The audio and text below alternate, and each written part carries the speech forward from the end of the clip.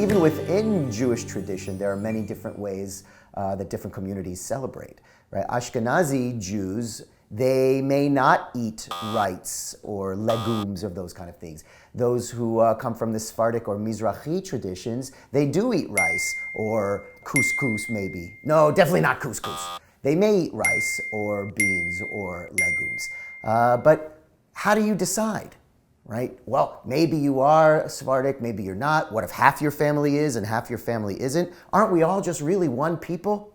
So in my house, I actually do eat rice and legumes of the sort, but not everybody does. And even when they like, well, maybe I should, maybe I don't, they start feeling, I don't know. But I made the decision long ago, Am Echad, we're one people, so I'm gonna eat rice. Happy Passover!